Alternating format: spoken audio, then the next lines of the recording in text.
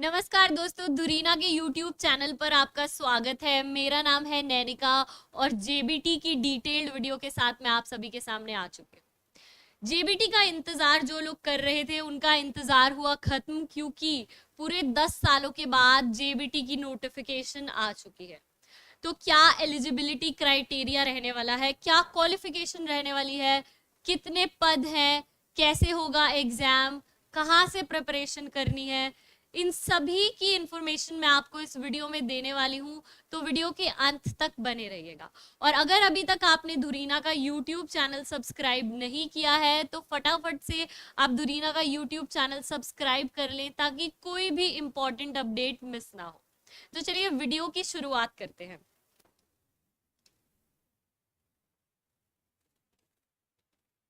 तो सबसे पहले हम बात करते हैं कि एग्जाम कंडक्टिंग अथॉरिटी कौन सी है। एचएसएससी एग्जाम कंडक्टिंग अथॉरिटी है। जेबीटी टीचर, प्राइमरी टीचर का एग्जाम रहने वाला है। टोटल 1456 पद रहने वाले हैं। टोटल वैकेंसीज जो है वो है 1456। और आप 12th से लेके 21 अगस्त तक रजिस्टर कर सकते हैं। रजिस्ट्रेशन ओपन हो चुकी है, 12 अगस्त से रजिस्ट्रेशन स्टार्ट हो चुकी है और 21 अगस्त तक ये रजिस्ट्रेशन आप एप्लीकेशन कर सकते हैं। 20 बहुत ही करीब है, बहुत ही पास है, तो फटाफट से आप रजिस्टर कर लीजिए ताकि मिस ना हो जाए। और उसके बाद एग्जाम जो रहने वाला है वो रिटन एग्जाम रहने वाला है। और आपको अगर अप्लाई करना है तो आप hssc.government.in की वेबसाइट से अप्लाई कर सकते हैं। इसके बाद हम बात करते हैं कि इंपॉर्टेंट डेट्स क्या क्या है। इस वैकेंसी की इंपॉर्टेंट डेट्स के बारे में बात करते हैं। Official notification release date, official notification जो है वो 9 अगस्त को रिलीज हो गई थी। अभी एप्लीकेशन स्टार्ट डेट जो है वो 12 अगस्त है। 12 अगस्त एप्लीकेशन की स्टार्ट डेट है और जो लास्ट डेट ऑफ एप्लीकेशन है वो है 21 अगस्त। 21 अगस्त 11:59 तक आप अप्लाई कर सकते हैं। और जो पेमेंट की डेट रहने वाली है वो रहने वाली है 23rd। Last date of payment 23rd रहने वाली है। आपको 2 दिन का रिलैक्सेशन मिला है लास्ट डेट के बाद। आप 23 तक अपनी पेमेंट कर सकते हैं 11:59 PM तक। ठीक है, तो इसके बाद हम बात करते हैं कि कितनी वैकेंसी है, कौन सी कैटेगरी के लिए कौन सी वैकेंसी है। तो सबसे पहले हम बात करते हैं जनरल कैटेगरी के लिए जो है वो है 607 वैकेंसी। उसके बाद एससी के लिए रहने वाली है टोटल 300 वैकेंसीज। बीसीए के लिए रहने वाली है 242 वैकेंसीज। बीसीबी के लिए रहने वाली है 170 वैकेंसी। ईडब्ल्यूएस के लिए रहने वाली है टोटल 71 वैकेंसी। ईएसएम जनरल के लिए रहने वाली है 50 वैकेंसीज। ईएसएम एससी के लिए रहने वाली है टोटल 6 वैकेंसीज। ईएसएम बीसीए के लिए रहने वाली है टोटल 6 वैकेंसीज और ईएसएम बीसीबी के लिए रहने वाली है टोटल 5 वैकेंसीज। तो टोटल जो वैकेंसी रहने वाली है वो रहने वाली है 1456 वैकेंसीज। और कुछ पर्सन विद डिसेबिलिटीज के लिए टोटल 58 वैकेंसीज रहने वाली हैं। ओएच के लिए 15, वीएच के लिए 15, एचएच के लिए 14 और बीडी के लिए 14। तो टोटल ये वैकेंसीज जो है आपको रहने वाली है जनरल कैटेगरी और सब कैटेगरीज के लिए। तो आगे हम बात करते हैं एलिजिबिलिटी क्राइटेरिया। ये एक बहुत इंपॉर्टेंट पार्ट है कि क्या एलिजिबिलिटी क्राइटेरिया रहने वाला है। तो हम एलिजिबिलिटी क्राइटेरिया की बात करते हैं। सबसे पहला, अगर आपके पास +2 में मिनिमम 50% मार्क्स होने चाहिए। आपके मिनिमम एटलीस्ट 50% मार्क्स होने चाहिए आपके पास +2 में। अगर आपके पास +2 में 50% मार्क्स हैं तो उसके साथ आपको चाहिए होगा 2 साल का डिप्लोमा एलिमेंट्री एजुकेशन में। अगर आपके पास एलिमेंट्री एजुकेशन में 2 साल का डिप्लोमा नहीं है तो आपके पास अगर ये है +2 में 50% मार्क्स हैं और 4 साल की बैचलर्स इन एलिमेंट्री एजुकेशन है तो भी आप अप्लाई कर सकते हैं। अगर ये क्राइटेरिया भी आप फुलफिल नहीं करते हैं तो आपके अगर +2 में 50% मार्क्स हैं और 2 साल का स्पेशल एजुकेशन डिप्लोमा है तो भी आप इस एग्जाम में अप्लाई कर सकते हैं। अगर आपके पास ये क्राइटेरिया भी आप फुलफिल नहीं कर रहे हैं तो आपके पास होना चाहिए बीए, बीएससी या बीकॉम, इनमें से एक डिग्री प्लस दो साल का डिप्लोमा इन एलिमेंट्री एजुकेशन। तो ये एलिजिबिलिटी क्राइटेरिया रहने वाला है। अगर आप ये सब फुलफिल करते हैं तो आप इस एग्जाम के लिए अप्लाई कर सकते हैं। दूसरी जो कंडीशन रहने वाली है वो कंडीशन है एचटैट या एसटैट। आपके पास एचटैट या एसटैट होना कंपलसरी है। अगर आपके पास एचटैट और या फिर एसटैट दोनों में से कोई भी एक है तो आप इस एग्जाम के लिए अप्लाई कर सकते हैं। इसके अलावा आपके पास मैट्रिक्स में हिंदी या संस्कृत होना जरूरी है। अगर आपके पास मैट्रिक्स में हिंदी या संस्कृत नहीं है तो आप इस एग्जाम के लिए अप्लाई नहीं कर सकते।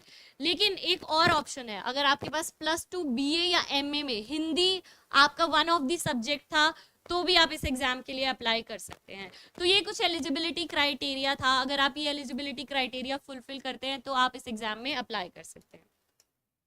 तो चलिए आगे बात करते हैं, प्रेफरेंस किन कैंडिडेट्स को दी जाएगी। इस एग्जाम में जिन कैंडिडेट्स को उर्दू की नॉलेज है उनको प्रेफरेंस दी जाएगी, और ये मेवात कैडर डिस्ट्रिक्ट के लिए लोकेशन के लिए रहने वाली है ये पोजीशन। ये अगर आप सिलेक्ट हो जाते हैं तो आपको प्लेस किया जाएगा मेवात कैडर में। इसके अलावा पे स्केल की अगर हम बात करें तो 9300 से लेके 34,800 तक पे स्केल रहेगा विद ग्रेड पे ऑफ 4200। तो ये पे स्केल रहने वाला है इस पोजीशन के लिए। तो आगे चलो हम बात करते हैं, एज की बात करते हैं। क्या एज, अगर आपकी एज 18 to 42, 18 से 42 सालों की हैं अगर आप, तभी आप इस एग्जाम के लिए अप्लाई कर सकते हैं। बट कुछ रिलैक्सेशंस अप्लाइड हैं। अगर आप सपोज 42 से अबव हैं तो कुछ रिलैक्सेशंस हैं। अगर आप उस रिलैक्सेशन में फॉल करते हैं तो भी आप इस एग्जाम के लिए अप्लाई कर सकते हैं। लेकिन मैक्सिमम जो एज है वो 52 है, 52 से एक्सीड नहीं होना चाहिए। रिलैक्सेशन लगाने के बाद जो मैक्सिमम एज रहने वाली है वो 52 ईयर्स रहने वाली है। तो आगे देखते हैं हम कि क्या क्या रिलैक्सेशंस हैं। बाकी रिलैक्सेशंस के लिए मैंने ऑफिशियल नोटिफिकेशन भी डिस्क्रिप्शन में अटैच कर दिया, ये पीपीटी भी अटैच कर दिया है। आप चेक कर सकते हैं क्या क्या एज रिलैक्सेशंस है। जैसे कि स्केड्यूल्ड कास्ट के लिए 5 इयर्स का रिलैक्सेशन है, बैकवर्ड क्लासेस के लिए 5 इयर्स का रिलैक्सेशन है। ऐसे ही काफ़ी रिलैक्सेशंस है लोगों के लिए, आप ये चेक कर सकते हैं ऑफिशियल वेबसाइट में। हम आगे बात करते हैं एग्ज़ाम के बारे में कि एग्ज़ाम कैसे रहने वाला है, किस। तो एग्जाम जो है वो रिटन एग्जाम होगा आपका। क्वेश्चन पेपर जो है बाईलैंग्वेज होगा, यानी कि हिंदी और इंग्लिश दोनों ऑप्शंस मिलेंगे। अगर आपको इंग्लिश पढ़ने में कोई प्रॉब्लम आ रही है तो आपको हिंदी में भी क्वेश्चन लिखा हुआ मिल जाएगा। अगर आपको हिंदी पढ़ने में थोड़ी प्रॉब्लम आ रही है तो आपको इंग्लिश लिखा हुआ भी क्वेश्चन मिल जाएगा। OMR शीट मिलेगी आपको, OMR शीट और MCQ टाइप्स क्वेश्चन होने वाले हैं इस एग्जाम में। कोई भी नेगेटिव मार्किंग नहीं होने वाली है, नो नेगेटिव मार्किंग। अब टोटल नंबर ऑफ क्वेश्चंस जो है वो 100 है, 100 नंबर ऑफ क्वेश्चंस हैं टोटल, ईच कैरिंग 0.95 मार्क्स, यानी कि 95 मार्क्स का एक क्वेश्चन है, 0.95 मार्क्स का एक क्वेश्चन है। टोटल 100 क्वेश्चंस रहने वाले हैं और ये टोटल 95 मार्क्स का एग्जाम रहने वाला है और कोई भी नेगेटिव मार्किंग नहीं है। लेकिन सभी क्वेश्चंस अटेम्प्ट करना कंपलसरी है। अगर आप कोई क्वेश्चन अटेम्प्ट नहीं करते हैं तो आपके 0.95 मार्क्स डिडक्ट हो जाएंगे। 0.95 मार्क्स आपके डिडक्ट हो जाएंगे अगर आप कोई क्वेश्चन अटेम्प्ट नहीं करते हो। सभी क्वेश्चंस अटेम्प्ट करना कंपलसरी है। आपको 5 ऑप्शंस देखने को मिलेंगे इस बार, यानी कि आपको ई ऑप्शन भी देखने को मिलेगा। अगर आपको आंसर नहीं आता है तो आप वो फिल कर सकते हो, बट क्योंकि नेगेटिव मार्किंग नहीं है तो आप कोई तुक्का भी मार सकते हो सकता है कि आपका तुक्का फिट हो जाए। तो चलिए आगे बात करते हैं कि टोटल टाइम आपको कितना मिलने वाला है। टोटल टाइम आपको 1 hour 45 मिनट्स मिलने वाले हैं, यानी कि आपको मिलने वाले हैं 100 + 5, 100 मिनट + 5 मिनट। 100 मिनट आपको मिलेंगे आपका पेपर अटेम्प्ट करने के लिए। और जो ये एक्स्ट्रा 5 मिनट आपको मिले हैं वो उस लिए मिले हैं, अगर आपने कोई क्वेश्चन अटेम्प्ट नहीं किया तो आप ई ऑप्शन फिल कर दे, इसलिए आपको ये एक्स्ट्रा 5 मिनट्स मिले हैं। तो इस तरह से ये आपके पास टाइम रहने वाला है। आगे हम बात करते हैं फी डिटेल्स की कि क्या फी डिटेल्स हैं, कौन सी कैटेगरी के लिए कितनी फीस रहने वाली है। तो अगर आप मेल और फीमेल जनरल कैटेगरी में जो फॉल करते हैं उनकी फीस जो रहने वाली है वो 150 रहने वाली है। और फीमेल जो हरियाणा रेजिडेंट हैं और जनरल कैटेगरी में फॉल करती हैं उनकी 75 रुपीज़ फीस रहने वाली है। उसके बाद हम बात करते हैं SC BC या EWS कैंडिडेट्स। जो हरियाणा के SC BC या EWS कैंडिडेट्स हैं, उनकी जो फीस मेल कैंडिडेट्स की रहने वाली है वो रहने वाली है 35 रुपीज़, और जो फीमेल कैंडिडेट्स हैं उनकी फीस रहने वाली है 18 रुपीज़। और पर्सन विद डिसएबिलिटी, अगर कोई हैंडीकैप्ड है या विकलांग है या एक्स सर्विसमैन ऑफ हरियाणा है, उसके लिए कोई भी फीस रहने वाली नहीं है, नो चार्जेस एट ऑल। तो ये जो फीस स्ट्रक्चर है JBT का, ये फीस स्ट्रक्चर रहने वाला है। इसके बाद हम आगे बात करते हैं कि सिलेबस क्या रहने वाला है।